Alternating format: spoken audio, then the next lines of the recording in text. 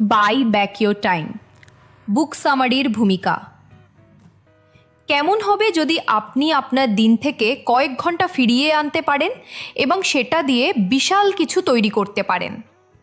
এই ছোট সামারিতে আপনি শিখবেন কিভাবে আপনার সময় আর এনার্জি ফিরে পাওয়া যায়, যাতে আপনি আসল বড় কাজগুলো করতে পারেন, যেমন একটা নভেল লেখা, কোনো প্রোডাক্ট লঞ্চ করা বা এমন একটা কোম্পানিকে লিড করা যেটা স্কেল করতে পারে। আমি আপনাদের দেখাবো সেই মাইন্ডসেট শিফটটা যা সব কাজ নিজে করার চিন্তা থেকে একটা এম্পায়ার তৈরির চিন্তায় নিয়ে যায়।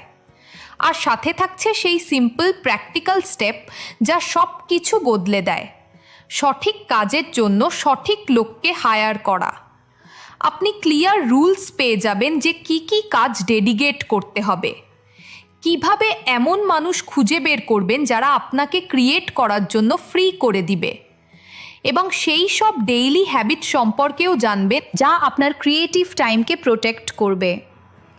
আমাদের সাথে থাকুন, আর ভিডিও শেষে আপনি এমন একটা অ্যাকশন প্ল্যান নিয়ে যাবেন যা আজ থেকেই ব্যবহার করা শুরু করতে পারবেন। Welcome to corporate culture Bengali book summary episode 7। এই এপিসোডে আমরা যে বইয়ের বিষয়বস্তু নিয়ে আলোচনা করব সেটি 2023 সালে প্রকাশিত হয়েছে। বইটির নাম হলো buy back your time, get unstuck, reclaim your freedom and build your empire. বইটি লিখেছেন Dan Martell. Buy back your time, book সামারির চ্যাপ্টার 1। আপনি কি টম ক্ল্যান্সিকে চেনেন? বেশিরভাগ মানুষই ভাবেন যে তিনি নিজে প্রত্যেকটা পাতা লিখতেন, কিন্তু তিনি তা করতেন না। যখন তার বইগুলো বেস্ট সেলার হয়ে গেল, তিনি ঘোস্ট রাইটার হায়ার করেন। তিনি তার আইডিয়াগুলো শেয়ার করতেন আর অন্যদের দিয়ে লেখাতেন। এই সিদ্ধান্তটা তাকে ফ্রি করে দিয়েছিল। তিনি আরও বড় কিছু তৈরি করতে পারতেন। এটাই হলো সময়কে কিনে নেওয়ার সহজ পাওয়ার। অনেক ফাউন্ডারই সব কাজ নিজে করতে চান। তারা তাদের ইঞ্জিনিয়ারদের লেখা কোড পড়েন, তারা তাদের অ্যাকাউন্টেন্টের সাথে প্রত্যেকটা বিল চেক করেন, তারা প্রত্যেকটা ইমেইলের উত্তর দেন। তারা ভাবেন শুধুমাত্র আমি এই কাজটা ঠিকভাবে করতে পারি। কিন্তু সব কিছু নিজে করতে গেলে গ্রোথ থেমে যায়। আপনি যদি প্রত্যেকটা ছোট কাজ ধরে বসে থাকেন, তাহলে আপনার বিজনেস স্কেল করবে না। ড্যান মার্টেল একটা পয়েন্টকে বলেন 10 লাইন।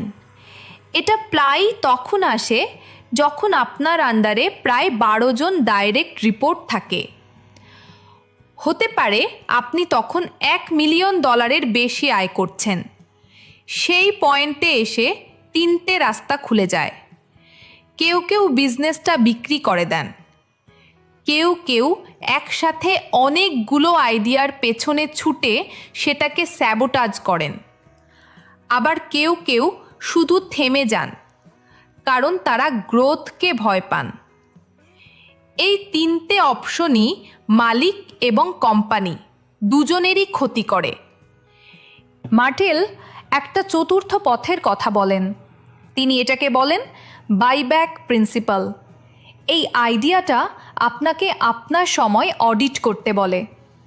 ভালো করে দেখুন আপনি প্রত্যেকটা ঘন্টা কিভাবে কাটান। সেই সব লো ভ্যালু টাস্কগুলো খুঁজে বের করুন যা আপনার দিনটা নষ্ট করে। এগুলো এমন কাজ যা আপনি করেন কিন্তু আপনার করা উচিত নয়। এমন লোক হায়ার করুন যারা ওই কাজগুলো আপনার চেয়ে ভালো করে। হতে পারে তারা ওই কাজগুলো করতে পছন্দও করেন। তাদেরকে সেই জিনিসগুলো হ্যান্ডেল করতে দিন। তারপর আপনার ফ্রি হওয়া সময়টাকে হাই ভ্যালু কাজ দিয়ে পূরণ করুন। এখানে কয়েকটা সহজ স্টেপ দেওয়া হলো যা আপনি ফলো করতে পারেন। স্টেপ 1, 1 সপ্তাহে আপনি যা যা কাজ করেন সব লিখে ফেলুন। স্টেপ 2, যে কাজগুলোতে আপনার ব্রেন লাগে আর যেগুলোতে লাগে না সেগুলোকে মার্ক করুন। স্টেপ 3, যে কাজগুলোতে আপনাকে লাগে না সেগুলোর জন্য লোক হায়ার করুন বা আউটসোর্স করুন। তাদের ভালোভাবে ট্রেন করুন। তারপর কাজটা করার জন্য তাদের ওপর ভরসা করুন। স্টেপ 4, বাঁচানো সময়টা স্ট্র্যাটেজি আর গ্রোথের জন্য ব্যবহার করুন। রেজাল্ট চেক করুন আর প্রয়োজন মতো অ্যাডজাস্ট করুন। হ্যাঁ, হায়ার করতে টাকা লাগে, কিন্তু সময় কেনার জন্য খরচ করা টাকা খুব তাড়াতাড়ি রিটার্ন দিতে পারে। যখন আপনি আপনার সময় ফ্রি করতে পারবেন, আপনি আরও ভালো ডিল খুঁজে পাবেন। আপনি নতুন পার্টনারদের সাথে দেখা করতে পারবেন। আপনি বড় বড় আইডিয়া তৈরি করতে পারবেন। আপনি আপনার স্বাস্থ্য এবং আপনার ফ্যামিলি টাইমকে প্রোটেক্ট করতে পারবেন। হায়ার করাটা দুর্বলতার লক্ষণ নয়, এটা একটা স্মার্ট মুভ। টম ক্ল্যান্সি এটা ব্যবহার করে একটা ফ্র্যাঞ্চাইজি তৈরি করেছিলেন। ড্যান মার্টেল এটাকে স্কেল করার একটা উপায় হিসেবে শেখান। আপনি যদি গ্রো করতে চান, তাহলে নিজের সময়কে কিনে নিতে শিখুন। আপনার সময় ফি করার জন্য খরচ করুন আর দেখুন আপনার বিজনেস কিভাবে গ্রো করে। Buy back your time book সামারির চ্যাপ্টার 2। আপনি সারাদিন কি করেন?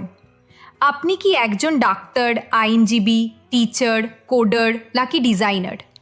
আপনার মনে হতে পারে যে একটা জব টাইটেল খুব গুরুত্বপূর্ণ, কিন্তু আসলে মাত্র 3 ধরনের প্রফেশনাল হয়। আপনি হয় একজন এমপ্লয়ি, নয়তো একজন এন্টারপ্রেনিয়র, অথবা একজন এম্পায়ার বিল্ডার। একজন এমপ্লয়ি হিসেবে আপনি টাকার বিনিময়ে ঘন্টা ট্রেড করেন, আপনি আপনার সময় বিক্রি করেন। এন্টারপ্রেনিয়ররা একটা অন্য রকম স্টেপ নেন, তারা সময়কে কিনে নেন। তারা এমন কাজ করার জন্য অন্যদের হায়ার করেন যেগুলোতে তারা খুব একটা দক্ষ নন। এটা তাদেরকে আরও হাই ভ্যালু কাজ করার জন্য ফ্রি করে দেয়। এভাবেই বিজনেস গ্রো করে। আলটিমেট লেভেলটা হলো এম্পায়ার বিল্ডার। এই মানুষগুলো তাদের সময়কে কিনে নিয়েছেন। তারা তাদের শিডিউল কন্ট্রোল করেন। তারা তাদের বেশিরভাগ সময় ক্রিয়েটিভ হতে, কিছু তৈরি করতে এবং বড় কিছু চিন্তা করতে কাটান। ওপরাহ উইনফ্রের কথাই ধরুন। তার দিনটা খুব সহজভাবে শুরু হয়।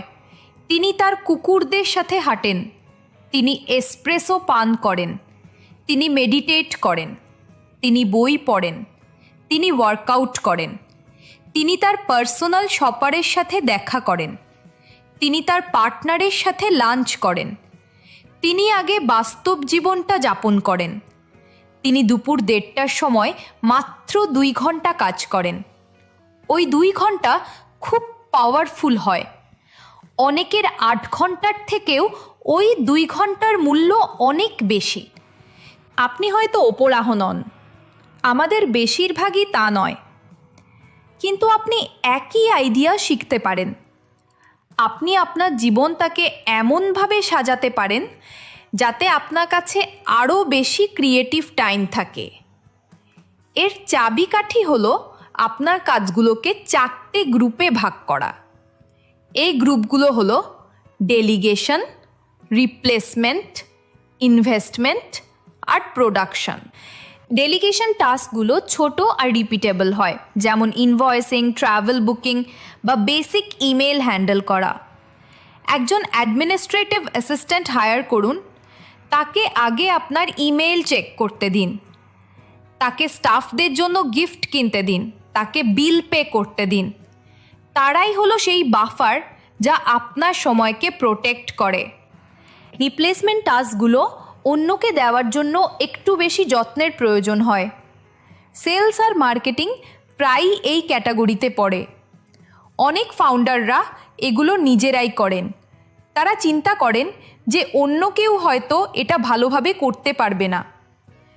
এই ভয়টা বাস্তব, কিন্তু কেউ যদি আপনার মতো 80%ও ভালো করে, তাহলেও আপনিই জিতবেন। আপনি আপনার 100% সময় ফেরত পেয়ে যাবেন। 10-80-10 রুলটা চেষ্টা করে দেখুন। আপনি প্রথম 10% করুন, মাঝখানের 80% অন্য কাউকে করতে দিন, তারপর আপনি শেষের 10%টা শেষ করুন। এতে আপনার কন্ট্রোলও থাকলো, আবার আপনার বেশিরভাগ সময়ও বেঁচে গেল। ইনভেস্টমেন্ট টাস্কগুলো আপনার স্কিল আর পাওয়ার বাড়ায়, আর প্রোডাকশন টাস্কগুলো এখনই টাকা এনে দেয়। কোনটা কি সেটা জানুন। লো ভ্যালু টাস্কগুলোকে দূরে সরিয়ে দিন। সেগুলোর জায়গায় এমন লোকদের আনুন যারা ওই কাজগুলো করতে ভালোবাসে। তারপর আপনার সময়টা বড় ক্রিয়েটিভ কাজের জন্য ব্যবহার করুন। আপনার সময় কিনে নিন। মাঝখানে কাজগুলোতে নিজেকে রিপ্লেস করুন। ছোট কাজগুলো ডেলিগেট করুন। যে ঘন্টাগুলোতে আপনি চিন্তা করেন সেগুলোকে প্রোটেক্ট করুন। এইভাবেই আপনি একজন এমপ্লয়ি থেকে এন্ট্রপ্রেনিয়র আর তারপর একজন এম্পায়ার বিল্ডার হয়ে ওঠেন। Buy back your time book সামারির চ্যাপ্টার 3। কেমন হবে যদি আপনি কাউকে অল্প কিছু টাকা দিয়ে অনেকটা সময় ফেরত পেতে পারেন? শুনতে অদ্ভুত লাগছে, কিন্তু এটা কাজ করে। সবার কাছে অপরাহ বা টম ক্ল্যান্সির মতো টাকা থাকে না। তবুও প্রত্যেক এন্ট্রপ্রেনিয়রের একটা বাইব্যাক রেট থাকে। এটা হলো সেই অ্যামাউন্ট যা আপনি আপনার ঘন্টাগুলোকে ফ্রি করার জন্য পে করতে পারেন। এটা খুঁজে বের করার একটা সহজ উপায় আছে। আপনার বছরের ইনকামটা নিন, সেটাকে 2000 ঘন্টা দিয়ে ভাগ করুন, তারপর সেটাকে আবার 4 দিয়ে ভাগ করুন। উদাহরণস্বরূপ, যদি আপনি বছরে $2,00,000 ইনকাম করেন, তাহলে আপনার বাইব্যাক রেট হলো $25 প্রতি ঘন্টা। যদি আপনি বছরে $50,000 ইনকাম করেন, তাহলে আপনার বাইব্যাক রেট হলো $25 প্রতি ঘন্টা তাহলে আপনার বাইব্যাক রেট হলো $6.25 প্রতি ঘন্টা। এই অ্যামাউন্টটা দেখিয়ে দেয় যে আপনি অন্যদের পে করার জন্য কতটা অ্যাফোর্ড করতে পারেন। এটা আপনাকে সময় কিনতে সাহায্য করে। আপনার মনে হতে পারে অন্যদের টাকা দেওয়াটা খুব খরচের ব্যাপার। এটা ভয়েরও মনে হতে পারে, কিন্তু এটাকে এইভাবে ভাবুন, এখন অল্প খরচ করুন আর অনেক ঘন্টা ফেরত পান। সেই ঘন্টাগুলো আরও হাই ভ্যালু কাজ করার জন্য ব্যবহার করুন। এই ঘন্টাগুলো দিয়ে আপনি যা পে করেছেন তার চেয়ে বেশি টাকা ইনকাম করতে পারবেন। এতে একটা লুপ তৈরি হয়।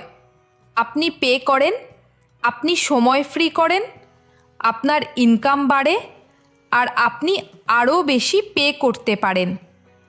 অল্প টাকায় কিভাবে শুরু করবেন? পার্ট টাইম হেল্প হায়ার করুন। আপওয়ার্কের মতো ফ্রিল্যান্স সাইটগুলো ব্যবহার করুন। ইন্টার্ন হায়ার করুন। কমিশন বেসড হায়ার করার চেষ্টা করুন। সপ্তাহে কয়েক ঘন্টাও অনেক সাহায্য করে।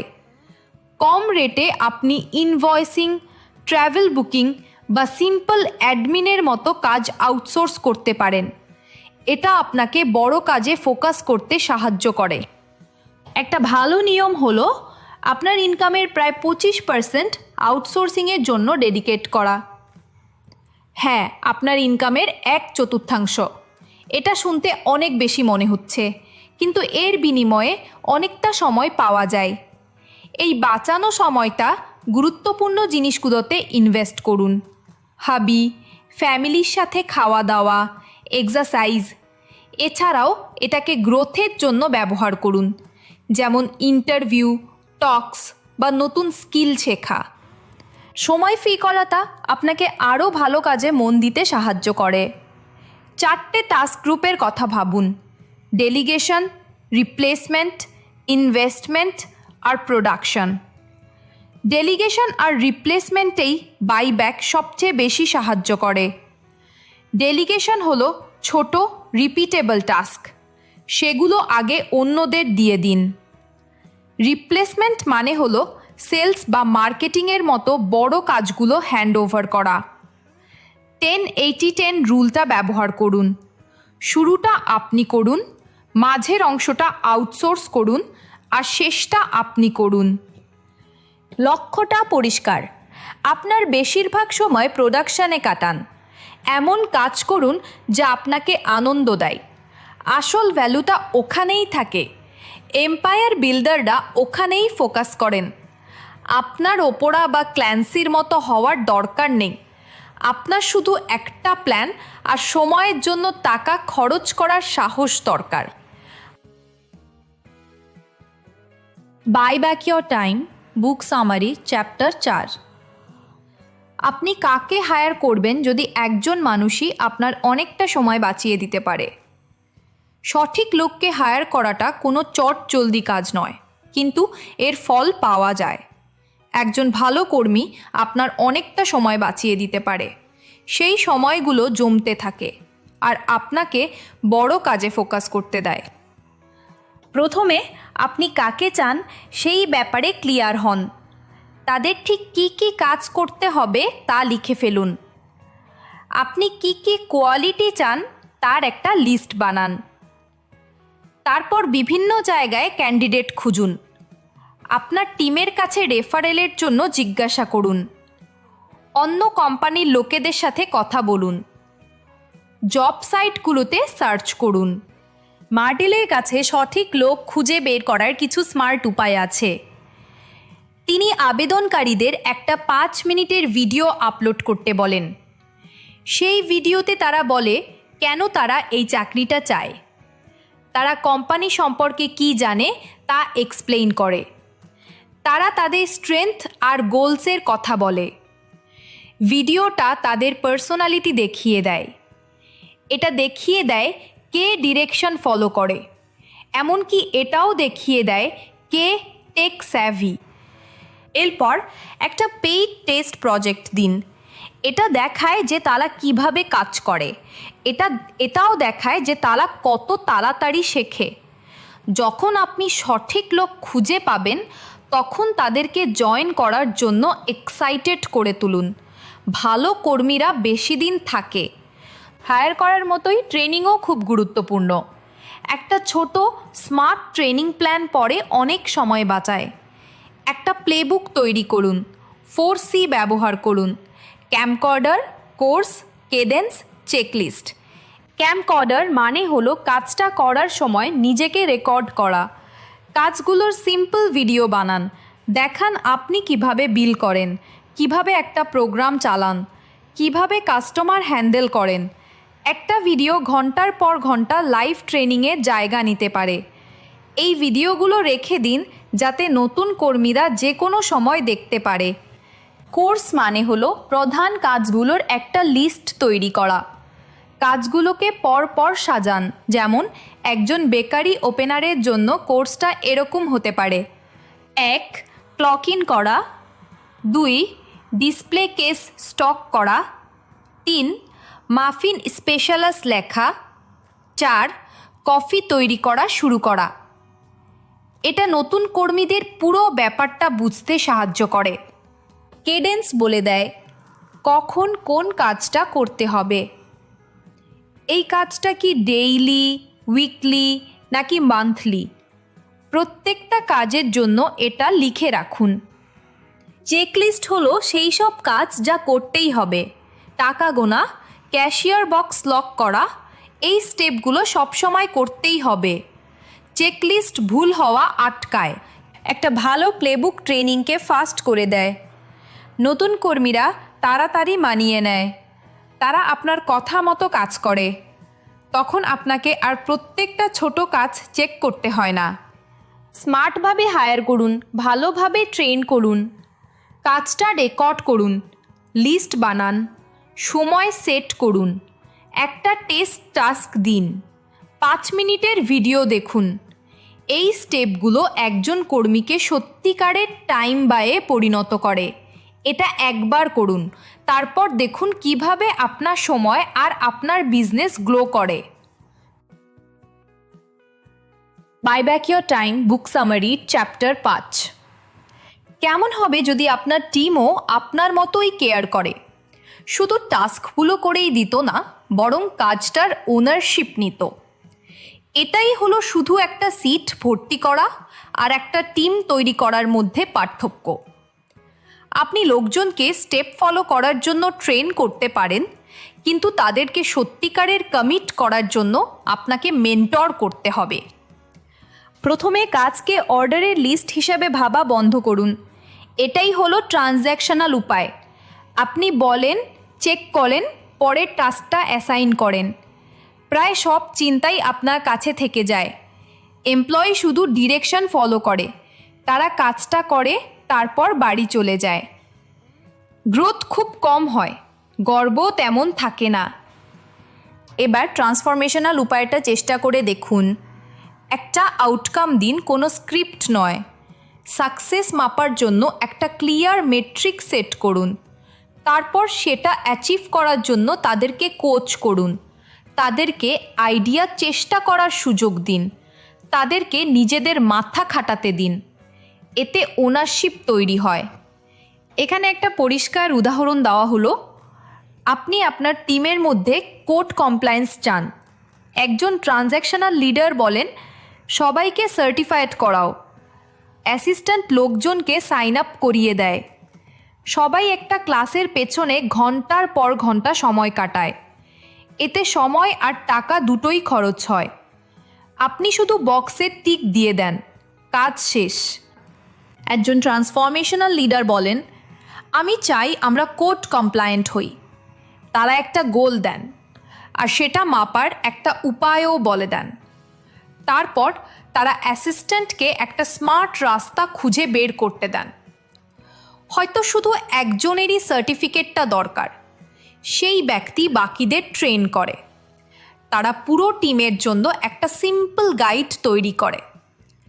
এতে সময় আর টাকা দুটোই বাঁচে, আর টিমের স্কিলও বাড়ে। মেন্টরিং অনেকটা স্টেরিয়েড নেওয়া ট্রেনিংয়ের মতো কাজ করে। আপনি স্টেপগুলো তো শেখানই, কিন্তু সাথে কিভাবে ভাবতে হয় সেটাও শেখান। ফিডব্যাক দিন, কোচ করুন, মাইক্রো ম্যানেজ করবেন না। শুধু উত্তর দেওয়ার বদলে প্রশ্ন জিজ্ঞাসা করুন। প্রবলেম সলভিং আর ছোট ছোট জয়গুলোকে প্রশংসা করুন। আজ থেকেই শুরু করার জন্য কিছু সহজ স্টেপ। আপনি কী আউটকাম চান সেটা টিমকে বলুন। আপনি কোন মেট্রিকটা ব্যবহার করবেন সেটা শেয়ার করুন। একটা ক্লিয়ার কনস্ট্রেন্ট দিন, তারপর তাদেরকে রাস্তাটা ডিজাইন করতে দিন। মাঝে মাঝেই চেক করুন আর কোচ করুন। যেসব সলিউশন সময় বা টাকা বাঁচায় সেগুলোকে সেলিব্রেট করুন। যখন এমপ্লয়িরা প্রবলেম সলভ করতে পারে তখন তারা থেকে যায়। তারা নতুন নতুন আইডিয়া নিয়ে আসে। তারা শুধু ওয়ার্কারের মতো নয়, ওনারের মতো কাজ করে। এটাই একটা কোম্পানিকে গ্রো করতে সাহায্য করে। আপনার লোকজনকে মেন্টর করুন, তাদেরকে নিজেদের রোলটা ওন করতে দিন। আপনি আরও ভালো রেজাল্ট পাবেন আর বড় কাজটা করার জন্য আরও বেশি সময় পাবেন।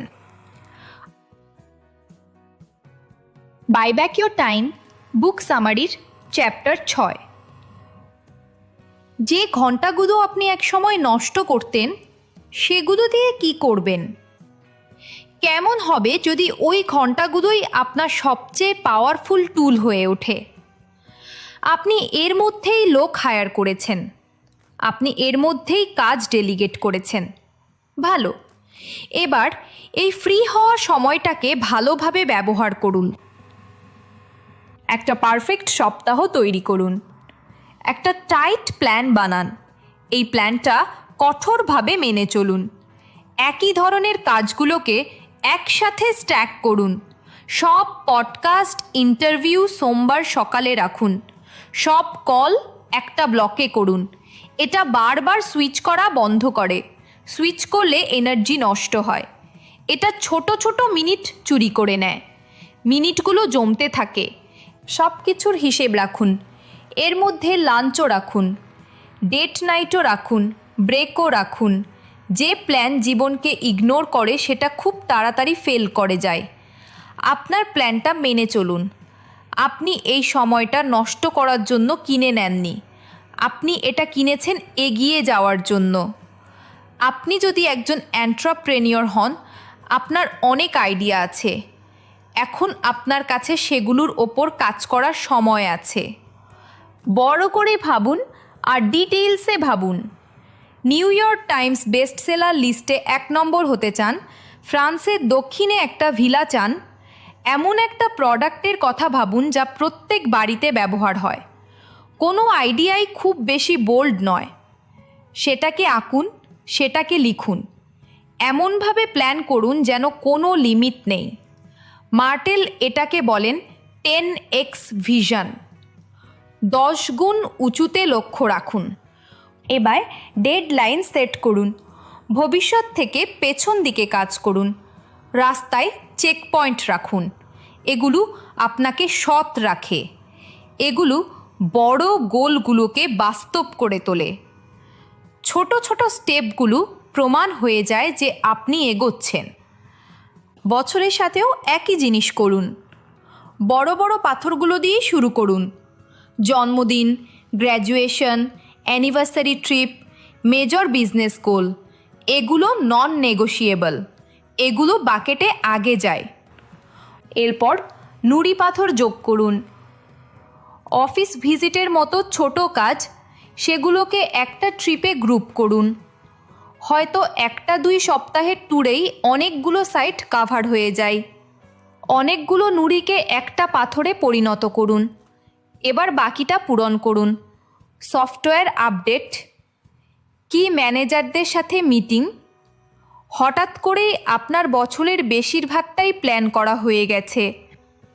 এই অর্ডারটা পরিষ্কার ওপেন ব্লক তৈরি করে।